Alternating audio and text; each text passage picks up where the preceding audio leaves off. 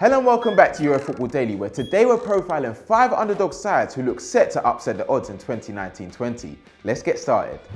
5. Real Sociedad. Having only finished in the top 8 once in the last 6 seasons, for the casual observer, a Champions League push for Real Sociedad looked unlikely heading into the 19-20 season. But despite only spending a net of €12.3 million this summer, Emmanuel Alguacil added a lot of quality to an already promising squad. Hugely talented youngsters like Odegaard and Isaac came through the door alongside Porto and the experienced Nacho Monreal. And so far so good. At the time of writing, La Real sits 6th, just 3 points off first place Barcelona, having won 6 of their 11 opening games, with only the Blaugrana winning more at this early stage. Expected goals suggest they haven't even been fortunate, ranking them as the 10th best side according to expected goals against and the 5th best overall according to expected points. Whilst their 2-0 victory over Atletico Madrid in mid-September showed that they could dominate against the very best. Their tactics are fairly simple. Former Newcastle midfielder Mikel Moreno and promising 22-year-old Igor Zabeldia shield the back four, allowing Porto, Oyarzabal and Odegaard to wreak havoc further forward behind William Jose. And whilst 20-year-old Martin Odegaard deserves enormous credit for his phenomenal start to the season, in which he's creating 2.6 key passes per 90, more than Ousmane Dembele and Antoine Griezmann, Captain Oyarzabal deserves enormous credit. With 4 goals and 3 assists in just 11 games and an expected goals and assist ratio of 0.63, more than Sadio Mane, it's easy to see why the 6-cap Spaniard was a transfer target of Pep Guardiola this summer. With Oyarzabal in such fantastic form and an average squad age of 23.4, even if La Real don't get back into the Champions League for the first time since 2013-14 this campaign, they look like a force to be reckoned with. Before we move on to our next team, make sure you're subscribed to EFD and hit the notification bell to never miss a video. Let's get back into it. 4. Famalicão. Take a glance at Liga NOS and there's an unfamiliar name of Famalicão near the top of the table. The club from northern Portugal, whose stadium hosts just over 5,300 people, are competing in just their 7th season in the top flight. A regular in the 2nd division and without a top division appearance since 1993-94 prior to this campaign, how did this tiny club go from 5th tier over a decade ago to the summit of the Portuguese football? They have been given some serious financial backing. The Asian conglomerate Quantum Pacific Group, who part-own Atletico Madrid, have upped their share of Famalicão to 85%. Their supporters helped bankroll the arrival of 16 permanent players since the start of 18-19, along with another 9 on loan for 19-20. And who has masterminded all these new acquisitions? None other than super agent Jorge Mendes, who has used his exceptional contacts to bring in players from Valencia and Atletico Madrid. So far so good for the Famalicão project, as they attempt to become the first side outside the traditional Big Three since Boa Vista in 2001 to win the league. With just 1 defeat in 9 games, only Benfica and Porto have scored more than their 18 league goals. Their key man this season has been 26-year-old Fabio Martin, who they acquired on loan from Braga for the campaign. The former Porto Academy member has 7 goal contributions in 9 games, a figure only topped by 2 players in Portugal. He's been ably assisted by 21-year-old striker Anderson Silva, who has 5 goals despite starting just 1 game. In fact, as it stands, the Sao Paulo-born striker is averaging a goal every 39 minutes. Famalicão's manager, who's also Marco Silva's former assistant João Pedro Sousa, has also used his contacts in England to good effect, with players arriving from Wolves, West Ham and Stoke City. With Benfica and Porto still seemingly recovering from a summer exodus with fairly slow starts to the season, Famalicão could well put off Europe's biggest shock next May. 3. Atalanta.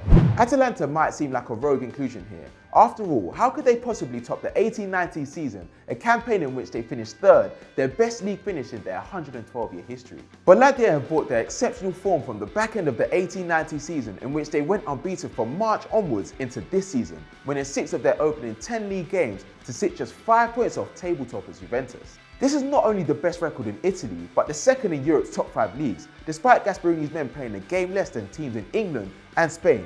Only Guardiola's Man City are outscoring them on 32 goals.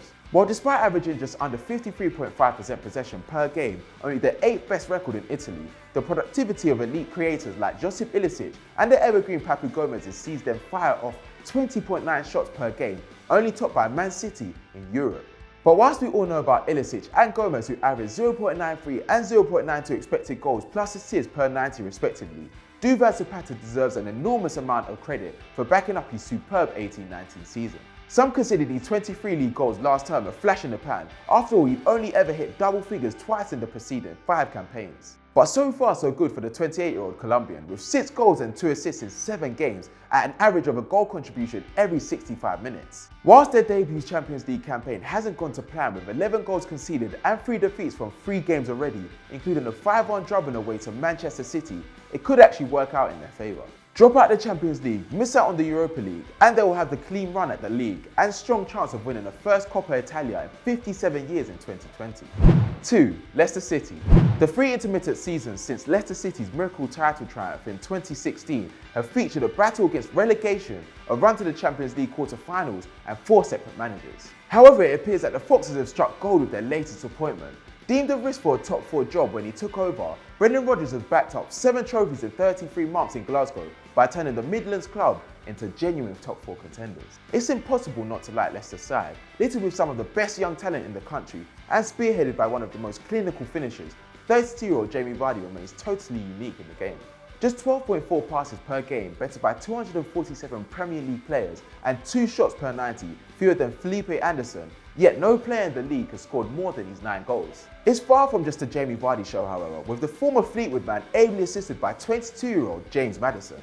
With over 3 shots and dribbles and close to 1.5 key passes per 90, it's fairly surprising his expected goals plus assists per 90 ratio is just 0.4. But with Rodgers occasionally playing him as a number 8 in the midfield 3 rather than his customary number 10 position, he perhaps isn't getting the opportunity to affect the play in the most dangerous area, the box. The fact that 58% of his shots come from outside the area supports this, showing that perhaps it's not just his trips to casinos keeping Maddison out of Southgate's starting XI.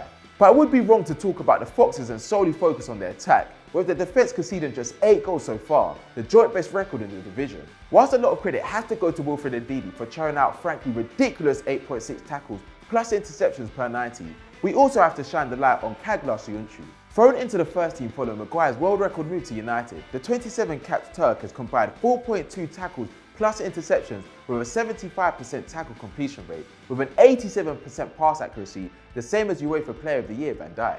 Having tasted victory against Spurs, Arsenal, Man City and Chelsea since the start of 18-19, confidence is high, and if their key players stay fit, we don't see any reasons they can't finish in the top 4 for just the 5th time in their 129-year history next May. 1. Borussia Mönchengladbach.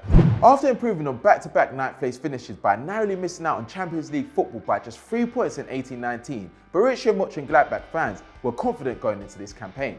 Despite losing Thorgan Hazard, contributor of 36% of their league goals last season, and the promising Mikel Cousins, Gladbach cleverly reinvested in the summer. 27-year-old right-back Stefan Lehner arrived from RB Salzburg and was joined by Schalke's Briel Mbolo and 22-year-old Marcus Thuram, who scored 9 goals at relegated Guingamp in 18-19.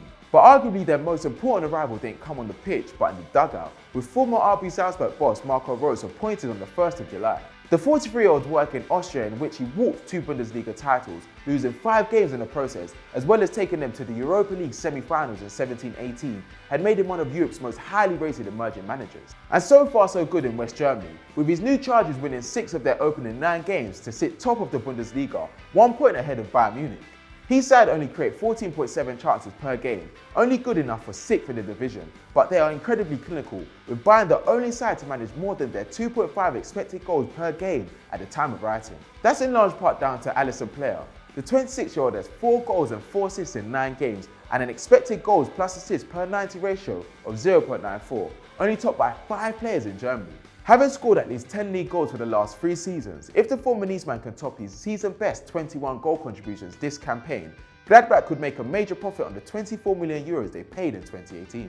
But play is far from the only talking point at Borussia Park, with Dennis Zakaria and Florian Neuhaus also playing exceptionally well. The former is marrying 4 tackles plus interceptions with 2.2 dribbles per 90, whilst former 1860 Munich midfielder Neuhaus has shown himself to be the complete all-rounder.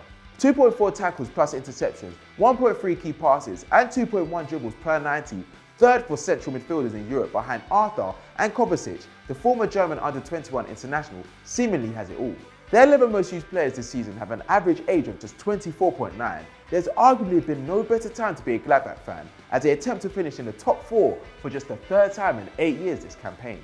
So that was 5 teams we think are going to upset the odds this season. If you have any suggestions or think we've missed anyone out, get them down in the comments below. And as always people, like and subscribe.